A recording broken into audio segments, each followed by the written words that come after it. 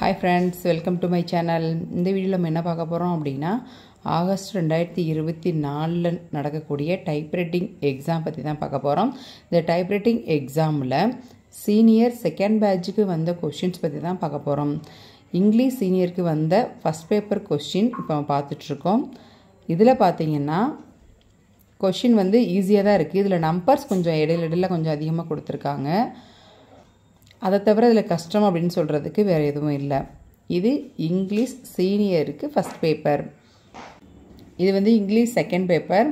இந்த சீனியருக்குரிய second paper பார்த்தீங்க அப்படின்னா 4க்கு 1 சென்டர் அந்த மெத்தடில் கொடுத்துருக்காங்க. இது ஈஸியாகவே சென்டர் பண்ணிடலாம்.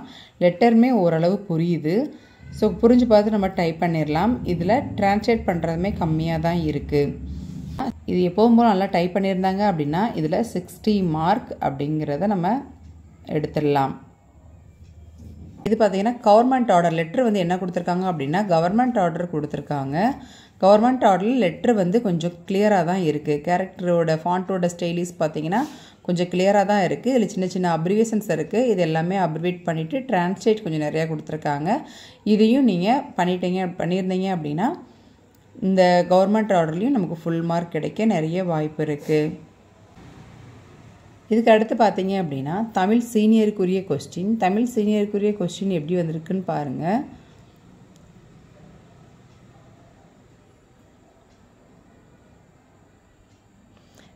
சீனியருக்கு வந்த தமிழ் கொஸ்டின் ரொம்ப ஈஸியாகவே தான் இருக்குது. ஸோ இது நல்லா டைப் பண்ணியிருந்தாங்க அப்படின்னா இதுலையுமே பாஸ் ஆகி டிஸ்டிங்ஷன் எடுக்கிறதுக்கு நிறைய வாய்ப்பு இருக்குது. சில இடங்களில் மட்டும்தான் சிங்கிள் கொட்டேஷன் டபுள் கொட்டேஷன் கொடுத்துருக்காங்க. அதை மட்டும் நீங்கள் கரெக்டாக டைப் பண்ணிவிட்டு நீங்கள் டைப் பண்ணி எல்லாத்தையும் ஃபினிஷ் பண்ணியிருந்தீங்கன்னா கண்டிப்பாக டிஸ்டிங்ஷன் வாங்க நிறைய வாய்ப்பு இருக்குது. இது தமிழ் சீனியருக்கு வந்த கொஸ்டின். சீனியருக்கு பார்த்தீங்கன்னா தொல்முறை கடிதம் தான் கேட்டிருக்காங்க. இதில் டிரான்ஸ்லேட்டுமே கொஞ்சம் அதிகமாக தான் இருக்குது. அதே சமயம் லெட்டர் எல்லாமே ரொம்ப ஈஸியாக புரிகிற தன்மையில் இருக்குது. அதுக்கப்புறம் பார்த்திங்கன்னா ஸ்டேட்மெண்ட் அப்படிங்கிறது 3க்கு 2 சென்டர் அப்படின்ற மெத்தடில் கொடுத்துருக்காங்க. இதை நீங்கள் ஃபுல்லாக நீங்கள் டைப் பண்ணுற மாதிரி இருக்கும். லைன்ஸ்லாம் கொஞ்சம் கம்மியாக இருக்க மாதிரி தான் இருக்குது சீனியருக்கு. லெட்டருமே கொஞ்சம் கிளியராக இருக்குது. டிரான்ஸ்லேட் கொஞ்சம் கம்மியாக இருக்க மாதிரி தான் இருக்குது. ஸோ இதெல்லாம் நீங்கள் கரெக்டாக பார்த்து டைப் பண்ணியிருந்தீங்க அப்படின்னா இதுலேயே நமக்கு 60 மார்க் எடுக்க முடியும்.